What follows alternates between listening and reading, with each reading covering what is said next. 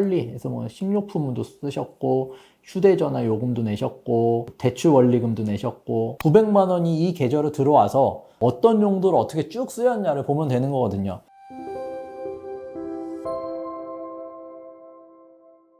개인회생 진행하다 보면 항상 나오는 보정이 있더라. 실제 어떤 보정들이 나오는지 항상 나오는 이 세 가지 보정이 있거든요. 이 보정의 예시를 보여드리고 그러면 어떻게 보정서를 제출하면 되는지 말씀드려 보려고 합니다. 첫 번째로는 최근 대출, 최근 채무의 사용처, 두 번째로는 계좌 사용 내역, 세 번째로 카드 사용 내역이거든요. 하나씩 이제 말씀드려 보겠습니다. 일단 최근 채무에 대한 보정 권고 예시를 보여드리는데요. 1. 최근 채무로 보이는 채권 번호 8번, 9번 채권과 관련하여 제출하시기 바랍니다. 8번, 9번 우리가 이제 개인회생을 접수를 하면은 채권자 목록에 채권 번호 1번부터 쭉 정리해서 발생 시기와 원인, 금액을 제출하는데 그러면 언제 발생했는지는 법원에서 회생위원이 보고 채권 번호 몇 번은 최근 채무다라고 찍어가지고 이 돈이 어디다 썼는지를 내봐라 라는 거거든요. 그래서 이제 표 예시를 주고 이런 표의 형식에 맞춰가지고 돈을 1천만 원 대출을 받았으면 이 대출금이 어디에 이렇게 사용됐느냐 이거를 이제 내봐라. 관련된 내역이 있는 부분 뭐 형광펜으로 표시하고 대환대출 같은 경우도 뭐 이제 사용처를 소명해봐라. 도박자금이라든지 뭐 유흥이라든지 지나친 낭비, 명품 50만 원 이상 뭐 지인은 30만 원 이상에서 청산같이 반영하라 이제 이런 식으로 보정이 나오고요. 그다음에 두 번째로 카드 사용 내역 보정은 어떻게 나오는지도 한번 말씀을 드려보겠습니다. 신청인이 보유한 모든 신용카드에 카드 내역을 제출해라. 그러니까 쓴 거는 일단 제출하고 거기에서 건당 50만 원. 그러니까 이것도 뭐 법원마다 다르다고 했잖아요. 30만 원을 내라는 경우도 있고 50만 원을 내라는 경우도 있고 뭐 100만 원을 내라는 경우도 있는데 어쨌든 여기는 50만 원. 그러니까 이런 표의 양식에 따라서 정리해라. 그러니까 뭐 여기 같은 경우는 1월 1일 50만 원 학원비로 썼다 이런 식으로 이제 표를 쭉 정리해서 내라는 거죠. 마찬가지로 여기도 뭐 도박자금이라든지 유흥비, 뭐 사용처 불분명한 금액은 청산가치에 반영해라. 이제 이렇게 되는 거고. 계좌 사용 내역 보정도 한번 보겠습니다. 신청인의 예금에 관하여 이런 식으로 표를 정리해가지고 여긴 또 100만 원이죠. 최근 1년간 예금 거래 내역서를 제출하고 100만 원 이상 표로 작성해서 제출해라. 여기는 이제 뭐 청산가치 반영해라 이런 내용은 빠졌는데 마찬가지입니다. 결국에. 그러면 요거에 대한 보정을 어떻게 대응하느냐.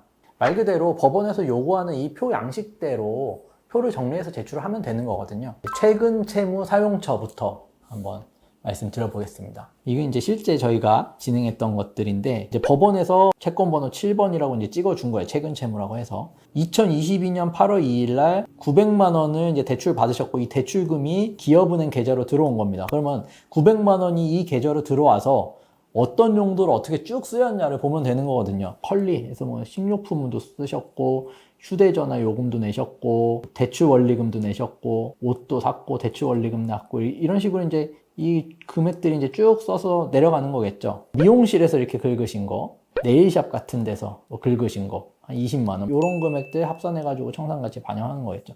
이 전체 합계액이 900만 원이 되면 이 들어온 대출금을 다 사용을 한 거잖아요. 그래서 이제 합계액을 900만 원을 이렇게 맞추면 되는 겁니다.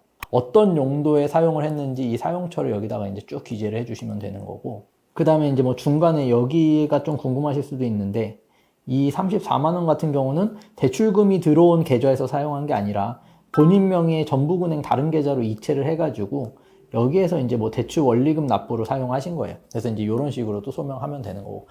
대출금 사용처 한 번 더 또 다른 걸로 말씀을 드리면 본인 전북은행 계좌에 대출금 1,400만 원이 들어왔는데 1,300만 원은 본인 명의의 기업은행 계좌로 이체를 해가지고 기업은행 계좌에서 사용을 한 거고 나머지 100만 원은 이제 본인 명의 전북은행 계좌에서 사용하신 거거든요. 전북은행 계좌에서 사용한 거 요만큼 100만 원 정도는 소명이 됐고 나머지 1,300만 원은 기업은행에서 사용한 거 보면은 뭐 다 대출 원리금 납부, 카드 대금, 휴대전화 요금, 뭐 생필품, 세면용품 이만큼 사용을 한 게 1,300만 원이면은 이런 식으로 다 이제 소진이 됐다라는 걸 보여주면 되는 거겠죠.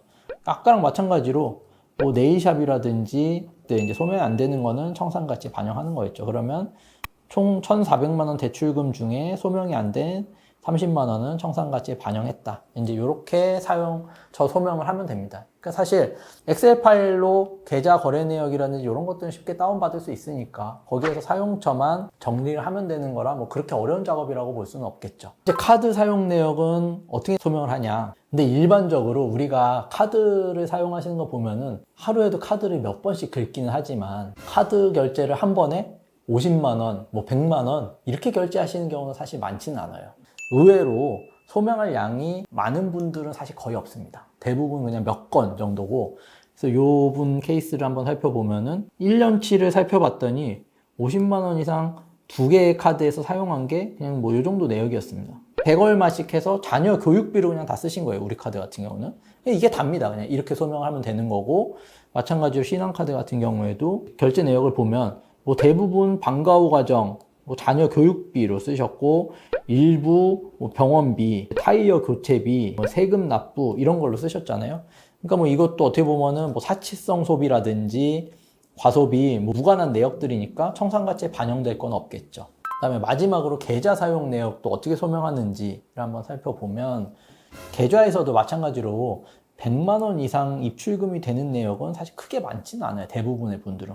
급여라든지 아니면은 대출금, 카드 대금 납부 이런 경우에 이제 사용하시는 경우가 많아가지고, 이분 같은 경우는 이제 본인 명의 기업은행 계좌에 급여를 지급받고 본인 카카오뱅크로 이체해서 사용하셨고, 그러니까 돈이 들어오면 계속 그냥 본인 명의의 카카오뱅크 계좌로 이체해서 사용하신 거죠. 본인 명의의 기업은행 계좌에서는 급여가 들어와서 나간 내역이 있고, 들어온 거는 그 원인이 급여니까 급여라고 적어주면 되는 거고, 돈이 나간 거는 내 명의의 다른 계좌로 이체를 했으니까 내 명의의 다른 계좌로 이체했다라고 적어주면 그만인 거죠. 그러면 다른 계좌, 카카오뱅크 계좌에서 그 사용 내역을 다시 밝혀주면 되는 거거든요. 이분 카카오뱅크 계좌를 보면 돈이 들어온 입금 내역들은 이런 식으로 다 소명이 됐고, 그럼 출금은 어떻게 썼냐? 현대카드 대금, 삼성카드 대금, 카드 대금 납부한 거, 그 다음에 현금 서비스 쓰신 거, 이제 현금 서비스로 이건 돈이 들어온 거네요. 그러니까 이런 부분들 어떻게 돈이 들어와서 어떻게 돈이 나갔다, 이런 부분들 소명해 주면 되는 거고,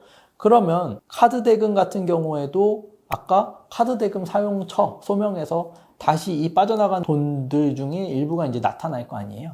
이제 그런 식으로 소명을 하면 결국에는 내가 돈을 빌려서 그 돈들이 어디로 들어갔는지 소명이 어렵지 않게 되실 겁니다. 그래서 여기에서 이제 밝혀지지 않는 부분이라든지 사용처가 불분명한 부분, 이런 부분들은 이제 청산가치로 합쳐가지고 반영이 되는 거겠죠.